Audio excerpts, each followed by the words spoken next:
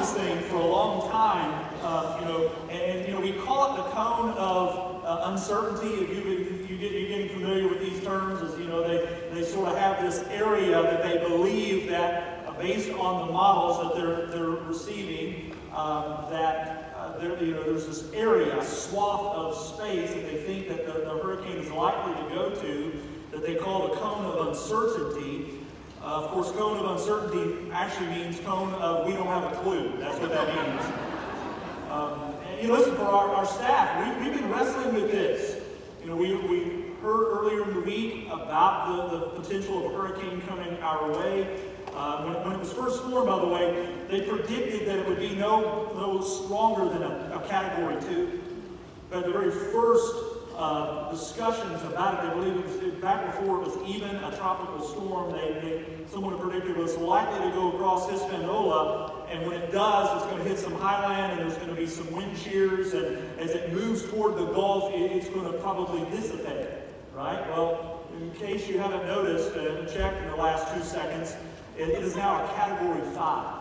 175 mile per hour sustained winds near the eye wall. They've had gusts of over 200 miles per hour. Aren't you thankful that it is tracking toward the Carolinas? Except they said today it's starting to track back toward us, right? And so who knows what we're going to face. Our staff this week on Wednesday, here was the conversation. Okay, we're not going to have church on Sunday. That was our discussion. And how are we going to inform people? Well, we'll do like we did last time on Friday. We'll make an announcement. Well, by the time Friday came, things had changed. They said it's going to be tracking east of us. We'll have church on Sunday, and we'll decide what to do after that. And we've already told you this afternoon that we will give you some information, and pretty much it's going to say, we don't know. That's pretty much what we're going to tell you, right? It's hard to predict these things. In fact, this far out, a couple of years ago with Irma, guess where that hurricane was tracking? It was tracking up toward the Carolinas. And a few days later, that thing came right on top of us. So we don't know. Only the Lord knows what the storm is going to do. So meanwhile, all of us, most of us at least, we've lost our collective minds getting ready. Right? And when we hear the H word, we hear a hurricane, and immediately we start hitting the stores. We decided we could get our pastors together during midday on Wednesday, and I thought, if we're talking about this, it's probably a good thing for me to get. There's one item I forgot to get. I need to get an extra gas can. And so I quickly ran to a local store and got the very last gas can in all of Marion County, right? That wasn't $50 or more, at least, let me say that, right? And so people were already getting out and hitting the stores. There was no water at the store that day. And I will tell you, I still have water left over from Irma in case you need it, right? It tastes like gasoline because it's been in my garage, but you can have it if you want it. Our real problem is that we stock up. We're afraid of the unknown. I mean, I've been, maybe like me, you've been stalking gas stations. Have you seen it? You've discovered gas stations you didn't even know existed. They've got gas. Premium $5 doesn't matter, right? I'm going to get it. We're afraid. Normally, I would push the limits with my car. That little yellow light comes on to warn me that you have about 10 miles left, and I'm thinking, I bet I can get 12 out of that, right? But the hurricane comes, and if I drive 2 miles and I see a gas station open, I'm going in there and topping off. It's a half a gallon, but I'm topping off just in case. Right? I spend more money, more gas trying to find gas. If I just stay home, I would have it, right? Listen, why do we go through all of this? Why do we make so much, most of us, of these hurricanes? I think in some ways it's a control issue. We're a little afraid of things upending in our world just a little bit. We're so comfortable that we have everything that we want the way we want it and when we want it. And of course we need to be prepared. Don't get me wrong, we need to be. The problem is most of us haven't prepared. We're preparing last minute when we should already have our supplies, but we're also worried because we're ultimately not in control. There is nothing that you or I can do to stop that storm. It's coming or it's not coming. It's going to hit us or it's not going to hit us. We're going to get rain and wind, or we're going to get a whole lot worse, or we're going to get sunshine. We don't know, and it doesn't matter. It is out of our control. The storm may or may not affect us, but one ultimately is going to. It was years before we had our latest hurricane, and then we had one a couple of years ago, but there's going to be another, maybe this season, maybe in a few weeks, maybe or the next. And if you don't like hurricanes, move out of Florida, right? Move out of the south, but let me tell you, there will be other storms coming your way. It may not be a hurricane. It may not even be something of a natural disaster type of occurrence. Storms can come in all kinds of forms. They can come upon our physical being. We have relational storms and financial storms and political storms and spiritual storms. Storms are a part of living in a broken world.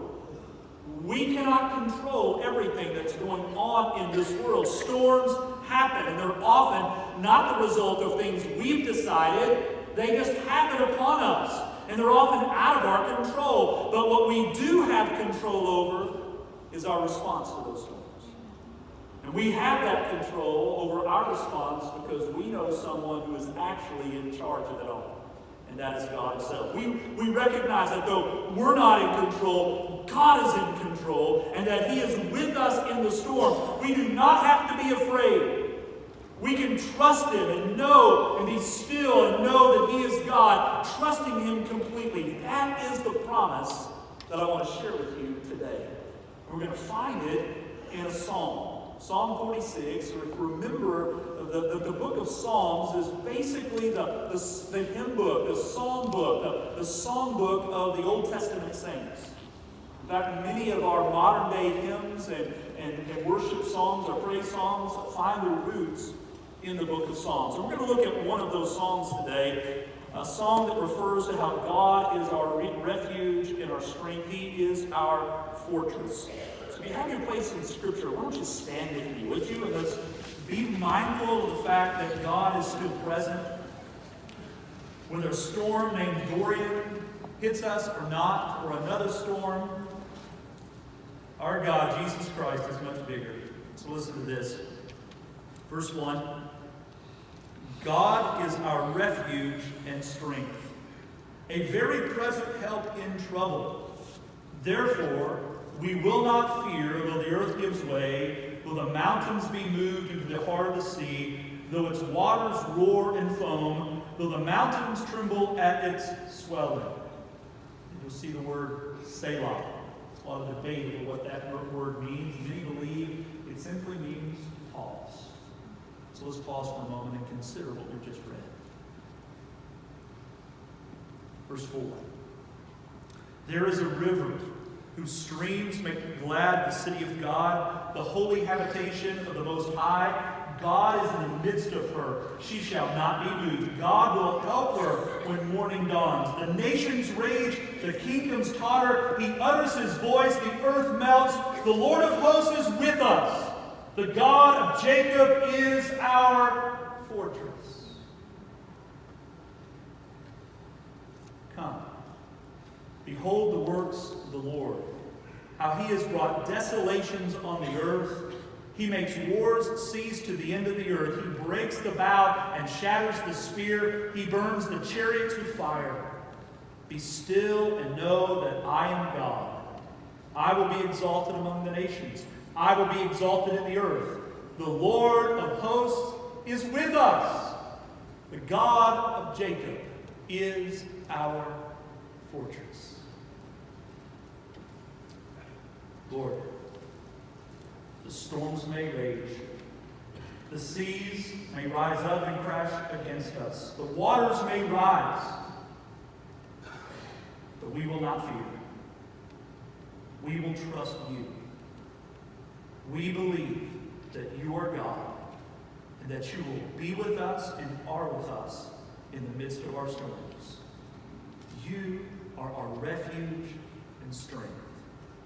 And Lord, if we have forgotten that today, if anyone here has forgotten that, remind us fresh and anew how you are a God that we can trust.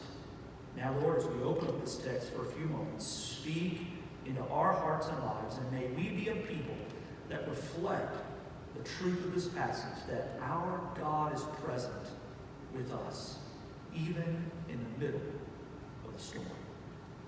With this we ask for the blessing of heaven. Ask it in the name of Jesus Christ. And all of God's people said, Amen. Amen. Go ahead and have a seat.